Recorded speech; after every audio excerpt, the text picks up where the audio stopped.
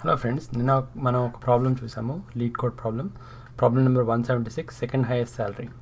So ఈ problem statement ఏంటంటే, ఒక టేబుల్ ఉంటుంది, ఆ టేబుల్లో 200 అనేది సెకండ్ హైయెస్ట్ శాలరీ. సో దీన్ని ప్రింట్ చేయమని చెప్పారనమాట. సో కాలమ్ హెడర్ పేరు వచ్చేసి సెకండ్ హైయెస్ట్ శాలరీ అండ్ 200 అనేది ప్రింట్ చేయాలి.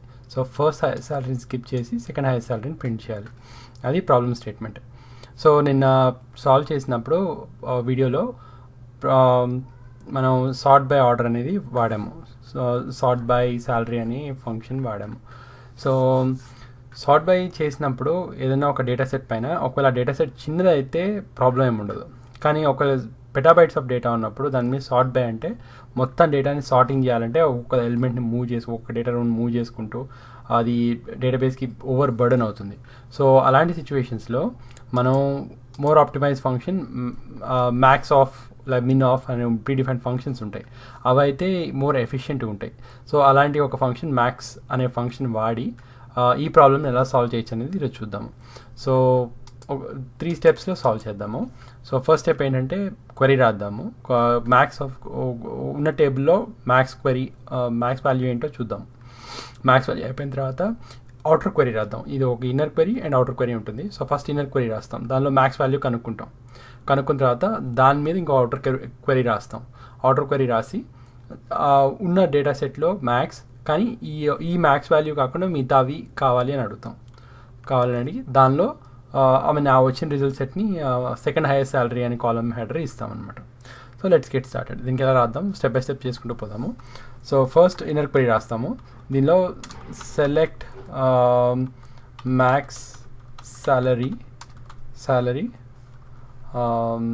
ఫ్రమ్ ఎంప్లాయీ టేబుల్ రాస్తాము. అది రాస్తే చూద్దాం ఏమవుతుందో, ఎగ్జిక్యూట్ అవుతుందో. సో 300 ఎగ్జిక్యూట్ అవుతుంది, ఎందుకంటే ప్రస్తుతానికి 300 మ్యాక్సిమం శాలరీ కాబట్టి. సో దీన్ని ఇన్నర్ క్వరీగా పెట్టుకొని మనం అవుటర్ క్వరీ రాయాలి ఇప్పుడు. సో అవుటర్ క్వరీ ఎలా రాస్తాము, select max salary from employee, same అదే ఉంటుంది అవుటర్ క్వరీ కూడా. ఇక్కడ where clause, where salary not equal to not equal to inner query రాస్తాం. సో ఇప్పుడు ఆ ఇన్నర్ క్వరీ ఇక్కడ తీసుకొచ్చి పెడతాం. సో ఇది మ్యాక్స్ వాల్యూ కదా, సెకండ్ హైయెస్ట్ అడుగుతున్నారు కాబట్టి ఈ సెకండ్ హైయెస్ట్ వాల్యూని స్కిప్ చేయమని చెప్తే మనకి ఒక రిజల్ట్ వస్తుంది. 200 అనేది రావాలి. ఓకే, సో 200 వచ్చింది. సో ఆ 200 దాన్ని మనం ఏం చేస్తామంటే select max salary as second highest salary అని కాలమ్ని దానికి అసైన్ చేస్తాం. సో అప్పుడు మనకి సేమ్ అవుట్పుట్ వస్తుంది.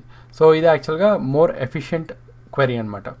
సో ఇక్కడ ఒక ఇన్నర్ క్వరీ రాసాము, ఆ ఇన్నర్ క్వరీ పైన అవుటర్ క్వరీ రాసాము, and we are checking to make sure that ఈ మ్యాక్స్ వాల్యూ 300 మ్యాక్స్ వాల్యూని స్కిప్ చేసుకుంటూ ఎట్లా రాయాలి అని చూసాం అనమాట.